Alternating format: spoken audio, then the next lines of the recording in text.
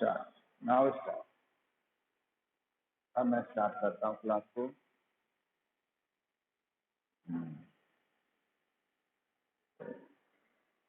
कैसे? हाँ, क्या बोल रहे हैं? हाँ,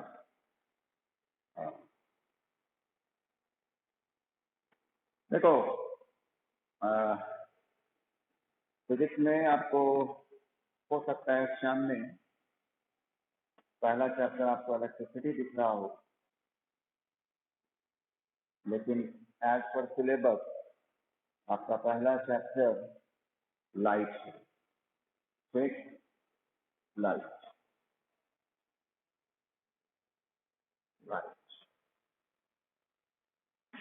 कल भी मैंने कल तो बहुत कम बच्चे आए थे क्लास में,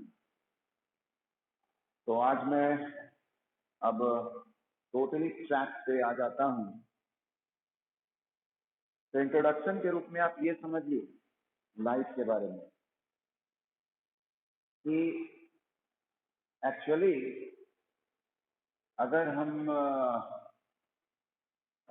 सिलेबस को भी ध्यान में रखें तो क्लास 9th में आपको साउंड पढ़ाया जाता है और क्लास 10th में लाइट पढ़ाया जाता है। इसके पीछे कारण है, इसके पीछे कारण है, मैं बता रहा हूँ आपको। यहाँ तक रेंज है, हाँ, और इधर में यहाँ तक रेंज। एक्चुअली हम लोग अगर स्टार्ट करते हैं चैप्टर को तो बोला ये जाता है कि light is a form of energy. Okay, light is a form of energy which enables us to see the object on which it falls. ठीक है, लाइट क्या हुआ? एक एनर्जी का फॉर्म है और वो हम लोग को क्या करता है, कोई भी ऑब्जेक्ट पे यदि वो गिरता है लाइट, तभी हम उसको देख पाते हैं। इस बात पे सभी बच्चे गौर करें कि कोई भी ऑब्जेक्ट आप सिर्फ आंख की मदद से नहीं देख रहे, वो दिखाने में आपको मदद कर रहा है लाइट। ठीक है, अगर लाइट नहीं रहे, आपके पास आंख होने के बावजूद भी आप किसी ऑब्जेक्ट को नहीं देख पाएंगे। क्लियर? इसका एक छोटा सा नमूना आप ऐसे समझें कि रात के समय में आप अपने ड्राइंग रूम में, हाँ,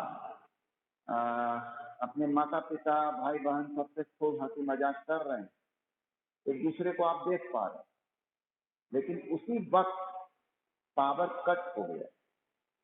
आप क्या एक्सपीरियंस कीजिएगा कि जिनसे आप हंसी मजाक कर रहे थे, जिनको आप देख रहे थे, आप उनको नहीं देख पाते if there is absence of light. इसीलिए आप देखिए डेफिनेशन कितना अच्छा दिया हुआ है कि light is a form of energy which enables us, हम लोग को एनेबल करता है to see the object on which it falls. Clear? अब बात है, it is a form of energy बोला जा रहा है। ठीक, एनर्जी का आपको कॉन्सेप्ट क्या है? Energy, ability to do work, यही ना है? एनर्जी का कॉन्सेप्ट आपने 9th में क्या पढ़ा है?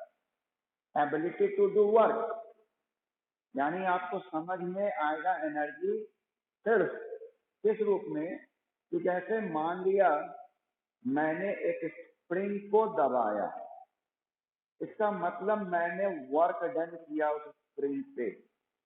ठीक, मैंने वर्क डन किया और वो स्प्रिंग में कंजर्व क्या हो गया? एनर्जी। याद रखिएगा, if you are working on any system then energy is conserve in that body. Okay, आप कॉन्सेप्ट में एनर्जी वही अभी तक, क्योंकि आपने 9th में चैप्टर नहीं पढ़ा, दैट इज साउंड। और साउंड भी it is a form of energy. लेकिन जैसे ही आप चैप्टर पढ़ते हैं तो आपको ये भी पढ़ाया जाता है कि sound is a wave. Sound is a wave. अब बात उसकी है, ये वेव क्या, गौर कीजिएगा मैं लाइट में क्यों वेव की बात कर रहा हूं, आप समझिए। तो जब आपको साउंड नाइन्थ में बताया जाता है तो वहां पर एनर्जी भी बोला जाता है और फिर बोला जाता है इट इज अ वेव, और फिर बोला जाता है कि wave is also energy, form of energy. और कभी कभी लिखा रहता है कि वेव इज अ डिस्टर्बेंस। आप बात समझे, वेव क्या होता है? वेव ये होता है कि कोई तरह का डिस्टर्बेंस जो है वो एक जगह से दूसरे जगह प्रोपगेट कर जाता है, ठीक है, और जो सोर्स होता है वो खुद नहीं पहुंचता है। जैसे आप नदी गए और वहां पर पानी आप थपथपा रहे, तो आप देखते क्या है कि रिपल जो उठता है वो आगे की ओर बढ़ते जाता है। वो रिपल्स एक तरह का क्या हुआ, डिस्टर्बेंस, ठीक है। वो रिपल्स क्या है, डिस्टर्बेंस। और वो एक जगह से दूसरे जगह जा रहा है। पानी पानी हिल ना रहा है, डिस्टर्ब कर रहा है। और डिस्टर्ब भी कैसे कर रहा है, ऐसे, इस तरह। और सच्ची बात क्या है कि आप जो एक फीलिंग जो आपको आता है ऐसे एक लहर का, आपको लगता है ऐसे ऐसे हो रहा है, नहीं, हर जगह का पानी ऐसे ऐसे ऐसे, ठीक, ये हो रहा है। और आपको अनुभव हो रहा है कि कुछ जा रहा है। वो अनुभव क्या है, ये डिस्टर्बेंस लग रहा है कि जा रहा है, आप उसको कहते हैं वेव, ठीक है। पार्टिकल तो ऐसे ऐसे होगा, लेकिन ये हरकत, ये हलचल उधर की ओर जा रही, दैट इज वेव। तो यहाँ पर एक बात आप गौर करें, थोड़ा मैं शॉर्ट में ले चलता हूँ, नहीं तो पूरा वेव डिस्कशन होने लगेगा। तो यहाँ पर क्या हुआ कि आपको साउंड में बताया गया था कि there are two types of wave on the basis of requirement of medium. Medium के रिक्वायरमेंट के आधार पे वेव का दो टाइप, ठीक, कोई बता सकते हैं कौन कौन?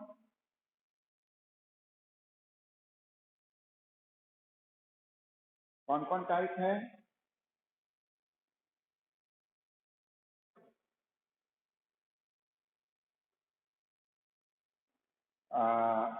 मैंने कहा on the basis of requirement of medium, and you are saying on according to the direction.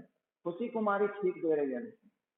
Mechanical and non mechanical, या नॉन मैकेनिकल का आप इलेक्ट्रोमैग्नेटिक वेव कहें तो अति सुंदर, ओके, हाँ। तो ऑन द बेसिस, हाँ, गुड प्रत्युष। कुछ बच्चे को तो अब मैं भाई फेस भी पहचान पा रहा हूँ, क्योंकि कुछ लोगों से मुलाकात हुई, कम ही लोगों से। और संयोग ऐसा है कि 9th बी और 9th सी जो मैं पढ़ाया वही सेक्शन इस बार 10th बी 10th सी मिल गया। तो मतलब हो सकता है कि आ, हम लोग मिले 2 साल, लेकिन फिर एक झटका लग गया कोरोना का, फिर दूसरा लहर आ गया। चलो खैर, हाँ, इस बार ज्यादा दिन नहीं बंद होने वाला है। इस बार बच्चे भी आ जाएंगे, गवर्नमेंट को कहेंगे कि नहीं स्कूल खोलिए भाई, जब आप चुनाव करा सकते हैं तो स्कूल क्यों नहीं खोल सकते। चलिए खैर, आइए। तो there are two types of wave, one is mechanical and the another is non-mechanical or electromagnetic wave. Mechanical wave is that type of wave which require a medium for its propagation. Okay? Mechanical wave क्या हुआ, वैसा wave जो medium चाहता है, जैसे sound, आपसे जब मैं क्लास में बात करता हूं तो क्या होता है कि वहां एयर है, इसीलिए आप मुझे सुन पाते हैं। यदि वहां एयर नहीं होगा तो मेरी आवाज आप तक नहीं पहुंच पाएगी। यानी यदि आपको मौका कभी मिला अपने दोस्त के साथ चांद पे चढ़ने का, है ना, और दोनों वहां सोचोगे कि खूब गप करेंगे, it will not be possible, ठीक, बिकॉज मून पे एयर नहीं। ये हो गया sound mechanism. Now another wave is electromagnetic wave. और इलेक्ट्रोमैग्नेटिक वेव उसे हम कहते हैं which do not require medium for its propagation. और लाइट वही, इसीलिए मैं चैप्टर का शुरुआत ऐसे, तो ठीक है, वी आर डिफाइनिंग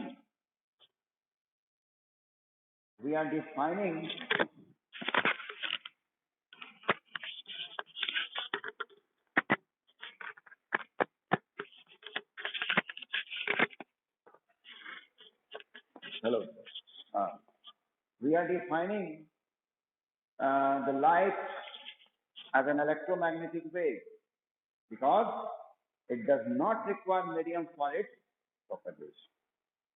Okay, तो ठीक है, लाइट को सिंपली तो हम लोग ऐसे डिफाइन करेंगे ही कि light is a form of energy which enables us to see the object on which it falls. ठीक है, लेकिन जब हम इसको वेव थ्योरी और पार्टिकल थ्योरी के हिसाब से चलें, समझना चाहेंगे, तो पार्टिकल थ्योरी ये कहता है कि light consist of particle known as photon. समझो, क्या भी समझो, light consist of particle known as photon.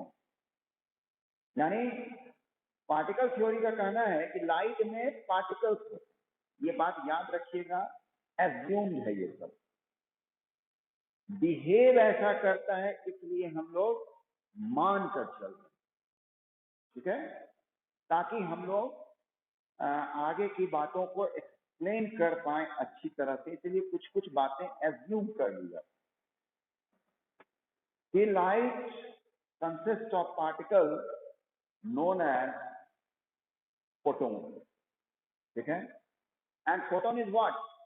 Packets of energy, यानी एनर्जी के रूप में, एनर्जी का पैकेट के रूप में लाइट चलता है। दिखता थोड़ा ही, दिखता कब? जब वही यहाँ टकराया, हाथ पे टकराया, जैसे यही लाइट आ रहा है, यहाँ पे अभी तो नहीं दिख रहा है, चमक तो नहीं दिख रहा, लेकिन जैसे मैंने यहाँ हाथ रखा तो लाइट दिख गया। व्हाइट इज सो, क्योंकि लाइट यहाँ आया,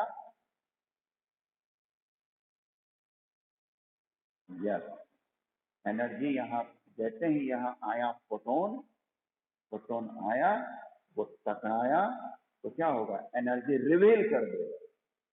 रुक गया ना, रुक गया ना यहाँ पे। कोई भी चीज क्या होता है, एक्स्ट्रा एनर्जी नहीं ले सकता है, जितना उसको चाहिए उतना ही। तुम्ही लोग को यदि 4 रोटी खाने का डोज है, अब मैं दे दूंगा 10 रोटी, तो खा पाओगे? नहीं खा पाओगे। कुछ तो होने लगेगा आपको, है ना,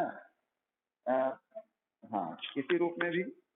तो वही बात कि जब लाइट उधर से आ रहा था in the form of photon, यानी पैकेट्स ऑफ एनर्जी, और जब वो इससे टकराया, एनर्जी रिवील कर दिया, वही आपको यहाँ चमक दिखता है।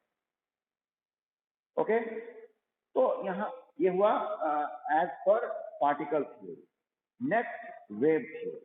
वेव थ्योरी कहता है कि light is an electromagnetic wave which do not require medium for its propagation. ठीक, एक हो गया पार्टिकल थ्योरी, और दूसरा हो गया वेव थ्योरी, वेव। और ऐसे तो मैंने डेफिनेशन दिया ही, enables us to see objects on which on which it falls, है ना? on which it, हम क्लियर नहीं दिख रहे हैं? तुम्हारा मोबाइल चार्ज नहीं होगा जी? और बोर्ड क्लियर नहीं दिख रहा है? बोर्ड थोड़ा बड़ा बड़ा लिखना पड़ेगा हमको, और नहीं तो करना पड़ेगा कि मैन कॉन्ट्रास्ट नहीं ना है, व्हाइट पे ब्लैक दिख जाता है। अच्छा ऐसा करो ना, अभी सुनते जाओ और फिर आपको YouTube पे अपलोड कर ही देंगे, उस पर भी आप देखिएगा और नोट्स भेजेंगे, और क्या है ना? क्या जी?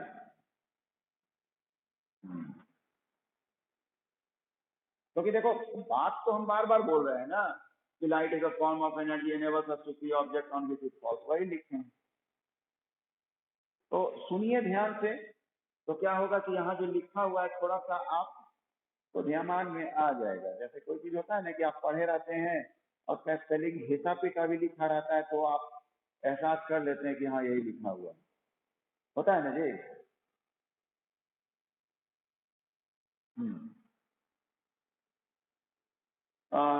Form of energy, form of energy. तो पार्टिकल थ्योरी, वेव थ्योरी तो बता रहे हैं कि it is an electromagnetic wave which do not require medium for its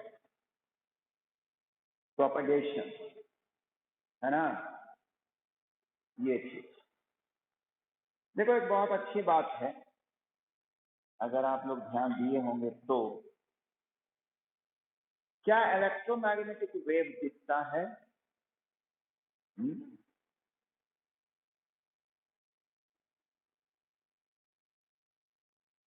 दिखता है? नहीं दिखता है, इलेक्ट्रोमैग्नेटिक वेव नहीं दिखता है। हाँ देखो जरा सा समझना, क्योंकि 10th में आ गए हो और कोई भी चैप्टर है तो थोड़ा बहुत ब्रॉड कॉन्सेप्ट भी लिया जा सकता है, क्योंकि बहुत सारे आप बुक देखिएगा तो हर लोग अपना इंट्रोडक्शन को कुछ बेटर बनाने के लिए कुछ ऐसा बात लिखता है जो रिलेवेंट आइडियाज भी जाते हैं। जैसे उस बुक में मैंने देखा है तो उसने ये भी ग्राफ बनाया है कि इलेक्ट्रिक फील्ड और मैग्नेटिक फील्ड का वेरिएशन जो ट्रैवल करता है, that is the electromagnetic wave. ठीक है? जैसे मैंने बोला ना कि वेव क्या होता है, किसी भी तरह का डिस्टरबेंस जो है वो आगे बढ़ता है। एक बात याद रखिएगा कि आप लोगों ने ये सवाल नहीं किया कि लाइट है एक्चुअली क्या, पार्टिकल है या वेव है, ये मैं खुद बता दे रहा। आप लोगों ने सवाल, हाँ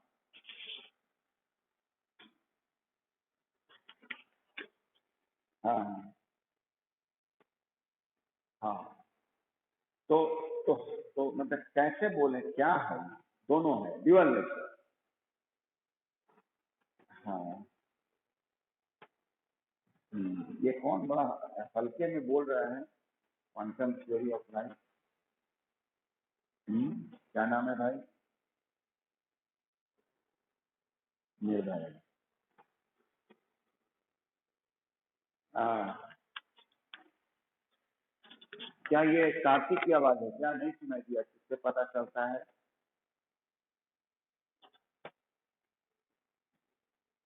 देखो, हाँ हाँ हाँ, very good very good. When it is propagating, जब वो चल रहा है तो एज अ वेव, और जब किसी चीज से टकराया देन इट इज पार्टिकल। जैसे यहाँ टकराया तो हमको बोलना पड़ा क्या? फोटोन, फोटोन टकराया। लेकिन यस यस, तो तो आप जैसे बल्ब जलाते हैं तो रोशनी तो दूर तक भी चला जाता है जी, है ना?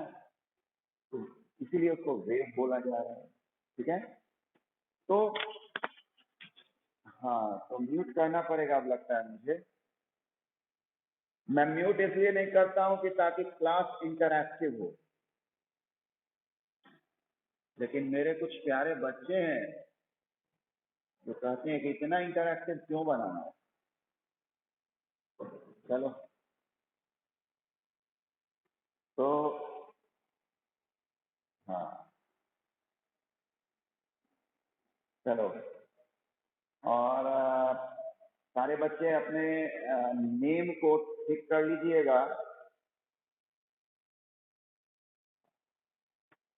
तो देखो, तो ये हो गया। मेरा सवाल था कि इलेक्ट्रोमैग्नेटिक वेव एक्चुअली क्या है।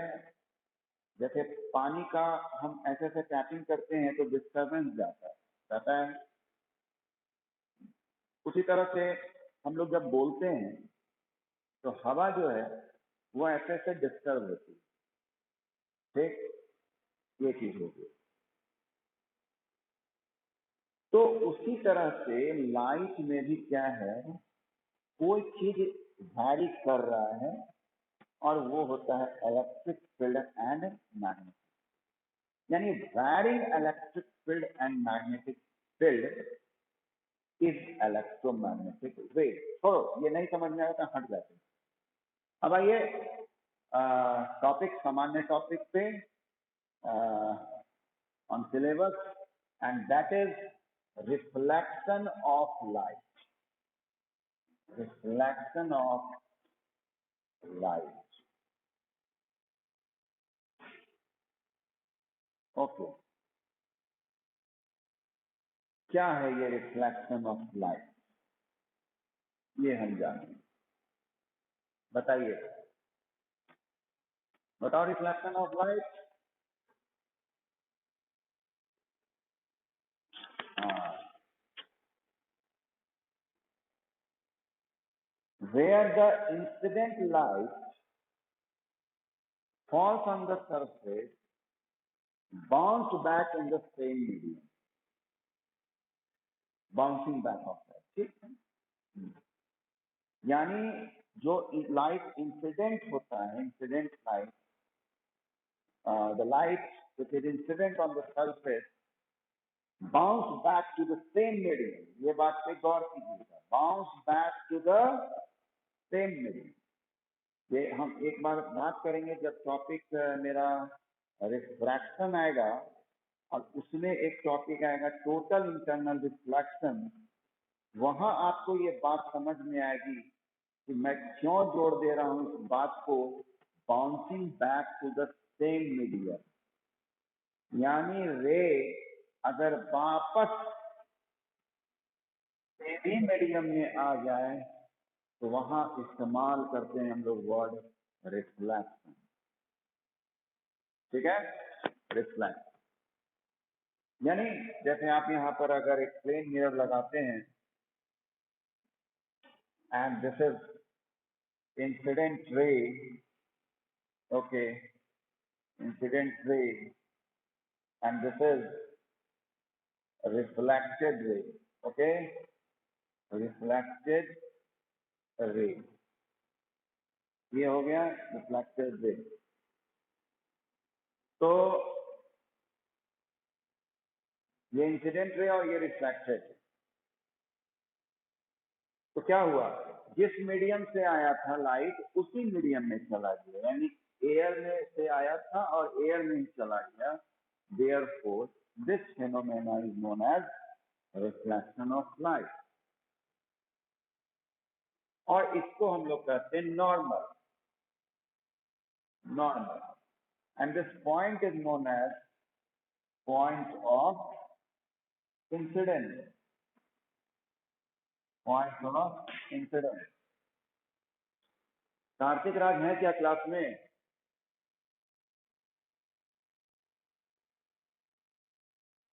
नॉर्मल और इंसिडेंट रे के बीच के एंगल को हम लोग क्या कहेंगे, एंगल ऑफ इंसिडेंस। और नॉर्मल और रिफ्लेक्टेड रे के बीच के एंगल को कहेंगे एंगल ऑफ रिफ्लेक्शन। ओके,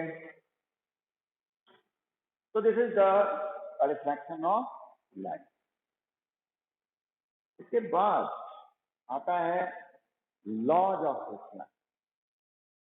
एक बात आप हमेशा याद रखिएगा, मैं अब आजकल टॉपिक शुरू करने से पहले ये बात बोल देता हूँ कि कोई भी चैप्टर का एक फाउंडेशन फॉर्मूला होता है, ठीक है? फाउंडेशन फॉर्मूला कोई भी क्लास में आप जाइए, फाउंडेशन फॉर्मूला, और कितना भी आप आगे पढ़ते रहिएगा उस चैप्टर को, आप कोशिश कर सकते हैं कि हम जो शुरुआत में फाउंडेशन फॉर्मूला या फाउंडेशन लॉ पढ़े थे तब उसी पे बेस, तो आपको ज्यादा मजा होगा। या आगे सीनियर क्लासेस में जब आप जाएंगे वहां भी आप जब डिराइव कीजिएगा तो फार्मूला को या तो न्यूमेरिकल बनाइएगा, ये बात आपको मदद करेगी कि फाउंडेशन कौन। जैसे मैं यहाँ पर अभी तक डेफिनेशन वगैरह दे रहा था, ठीक है? फिर एक शुरुआती बात मैंने यहाँ पर एक इम्पोर्टेंट बोला कि what is the angle of incident. सवाल है what is angle of incident. तो angle between the normal and the incident ray is known as angle of incidence, ठीक है? नॉर्मल और इंसिडेंट रे के बीच जो एंगल होता है उसी को हम लोग कहते हैं एंगल ऑफ इंसिडेंस, ओके? और एंगल ऑफ रिफ्लेक्शन किसको कहते हैं? नॉर्मल एंड रिफ्लेक्टेड रे के बीच के एंगल, ओके? तब आप गौर कीजिए लॉज ऑफ रिफ्लेक्शन, ध्यान रखिएगा। Angle of incidence and angle of reflection का डेफिनेशन आपको रहना है ध्यान में। And then we are studying about the laws of reflection. What is laws of reflection? First law ये कहता है कि incident ray, reflected ray, and the normal at the point of incidence all lie in the same plane. Same plane. ये बात हो गई, ये बात, ये प्लेन मत समझिए। बात समझ में आ रहा है? इस प्लेन पे नहीं कह रहा है कि इंसिडेंट रे, रिफ्लेक्टेड रे and the normal at the point of incidence all line the same. ये प्लेन, इस पर बात। आपने इंसिडेंट रे यहां ना देखा भाई, रिफ्लेक्टेड रे ये ना था, नॉर्मल यहां ना बनाया, तो दिस प्लेन इज, इस प्लेन को बोलते हैं, ना कि इस प्लेन पर बोलते हैं। ये बात समझ में आ रही है?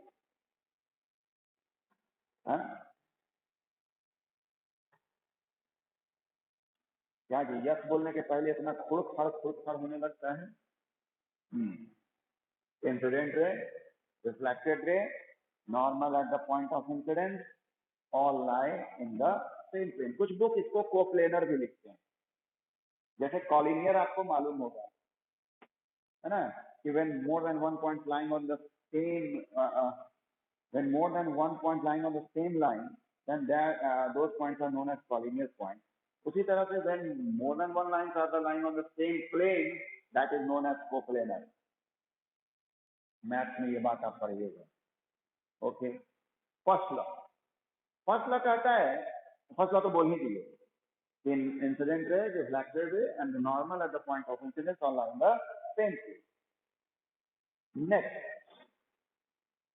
नेक्स्ट है हमारा ये angle of reflection is equal to angle of incidence. Angle of reflection is equal to angle of incidence, ये है हमारा। देखो कुछ बात गौर करना चाहिए, पढ़ाई है तो जैसे बुक लिख देता है कि angle of incidence is equal to angle of reflection, ज्यादा बेटर हमको बोलना होगा कि angle of reflection is equal to angle of incidence, ठीक है ना? बात है सेम, लेकिन कभी कभी इतना माइन्यूट ध्यान रखेंगे तो कुछ बात को आगे प्रूव करने में बहुत अच्छा होगा। क्या बात, क्या कौन किस पे डिपेंड करता है? तो एक्चुअली एंगल ऑफ रिफ्लेक्शन तो डिपेंड एंगल ऑफ इंसिडेंस, है ना? तो जो इंडिपेंडेंट फैक्टर रहता है उसको उधर लिखा जाता है, जो डिपेंडेंट फैक्टर लिखा जाता है वो उधर रहता है, ओके? तो angle of incidence is equal to angle of reflection. तो दो लॉ समझ में आ गया भाई?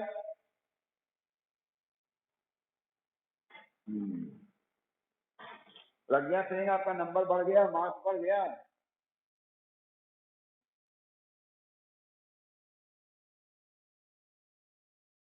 लगता है मोबाइल छोड़ के कहीं और चल गई।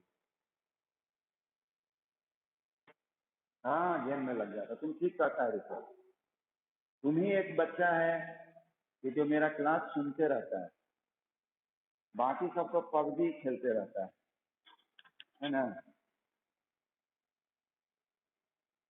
तुम्हारा मार्क्स भी था। हाँ, मार्क्स ठीक था, सबका मार्क्स ठीक था। तो जय कोरोना भगवान की, सबका मार्क्स अच्छा दिलवा दिए, है ना। अटेंडेंस तो होगा एकदम मस्त। और एक टेक्निक आ रहा है जो कि आपके स्क्रीन को रिकॉर्ड कर लेगा और ये देखेगा कि आपका फेस उस पर रह रहा है या नहीं। 40 मिनट, ठीक है। ये एक ऐप ढूंढूंगा मैं, एक ऐप मैं ढूंढूंगा जो कि ये रिकॉर्ड करेगा कि आप 40 मिनट स्क्रीन, इस क्लास के स्क्रीन को वॉच कर रहे थे कि नहीं। हाँ, ऐप का नाम, ओ ऐप का नाम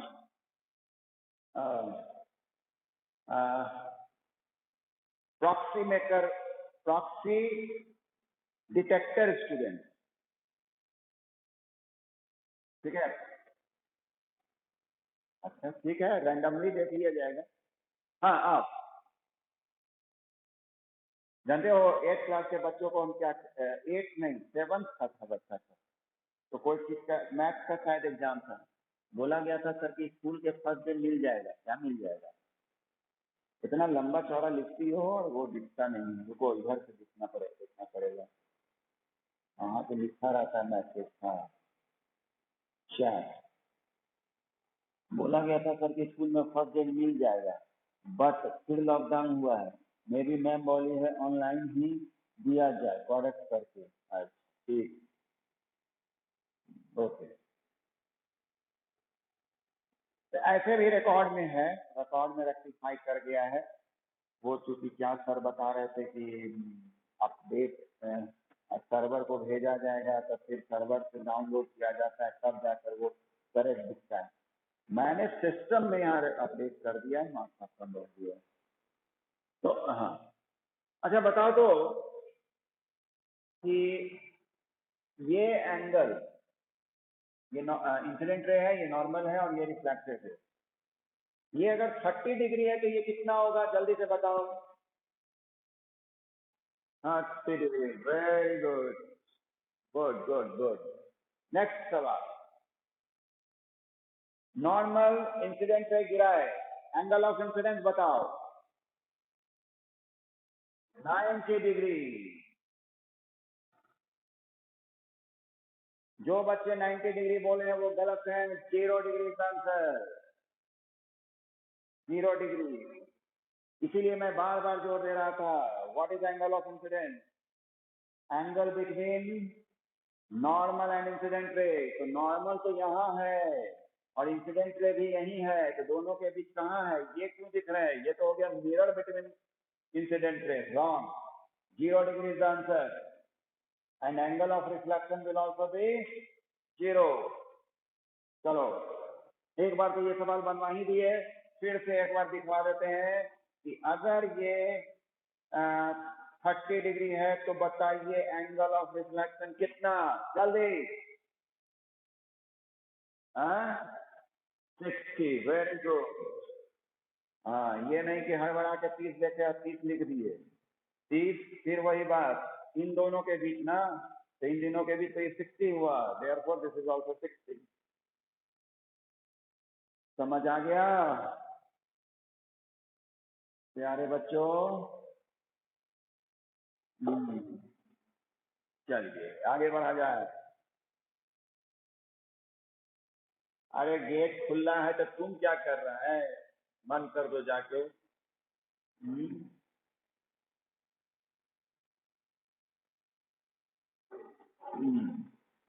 नेक्स्ट, लॉज ऑफ रिफ्लेक्शन आप लोग अच्छी तरह समझ गए और समय कह रहा है कि 40 मिनट करीब करीब होने की ओर है ना जी।